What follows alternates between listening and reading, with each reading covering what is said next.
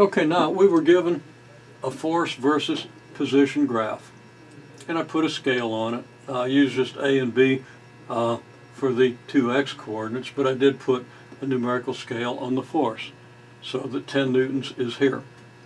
Okay, here's the curve. We want to estimate the expression for how much work is done on each interval. Well, the work done on an interval is the area under the force versus position graph.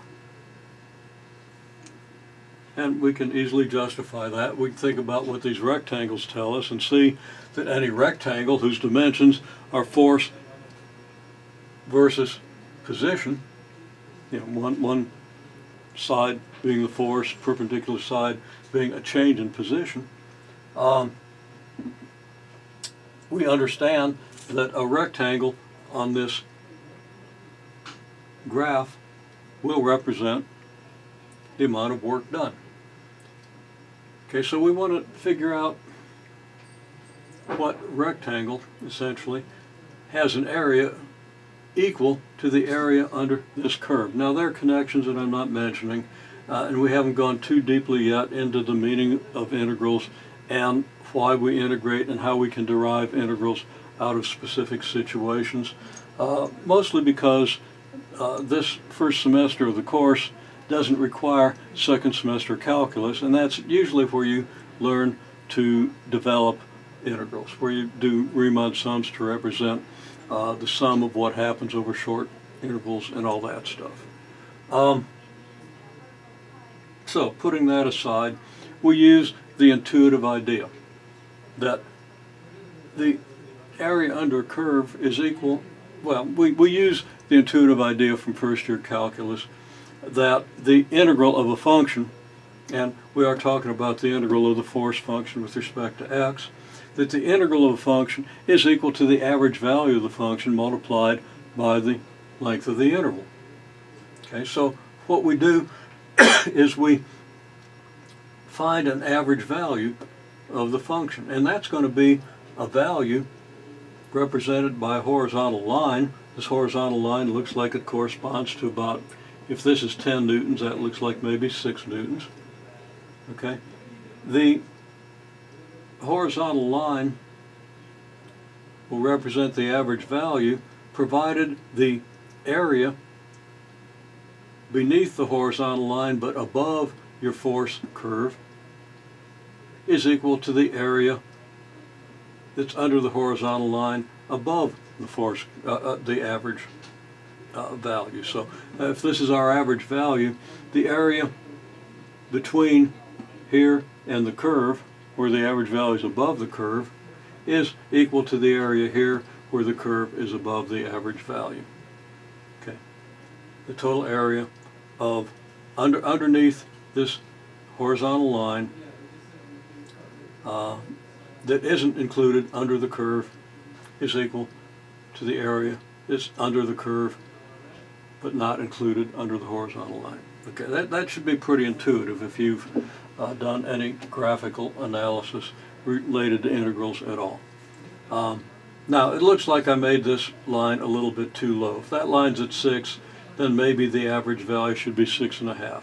Then the area between A and B underneath this blue line will be equal to the area beneath the graph of the function between A and B. Now somebody else also linearized, sketched a straight line that was supposed to match the area under the curve. The area under the straight line is supposed to match the area under the curve. And that's also kind of a good thing to do, because if you got a straight line, and I just accidentally happened to draw a straight line that fits pretty well, the condition that the area under the curve that's not included under the straight line, that would be here, and also here. That's the portion of the curve that's above the straight line, has, okay, that portion, the area between the straight line and the curve, where the curve is above the line, is pretty much equal to the area between the line and the curve, where the curve is below the line.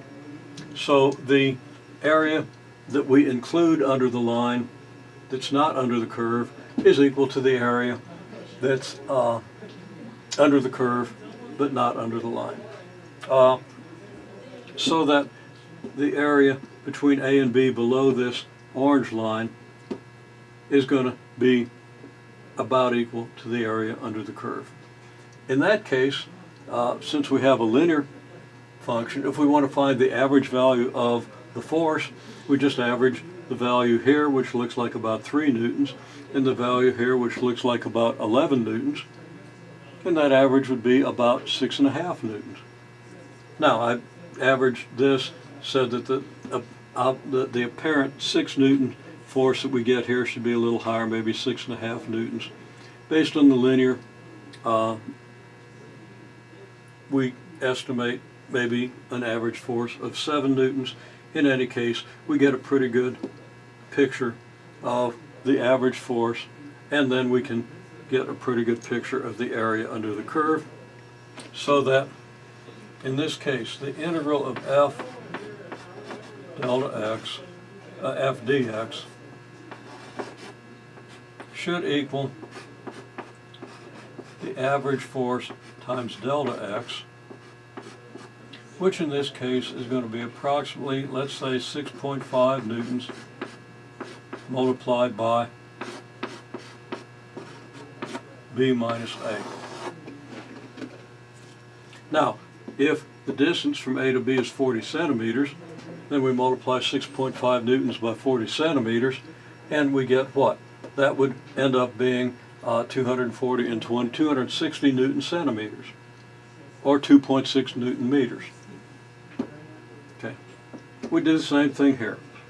We estimate the work done, and I just used the horizontal line, testing the area below the line above the curve and the area above the line below the curve to see if they're equal. And it looks like I made the curve a little too low, because the area of this region here, this shaded region, seems to me maybe a little bigger than the area of this shaded region. If I raise the line a little bit, that can be equalized. We get an estimate of the average force. Now, if 100 newtons is here, it looks like the average force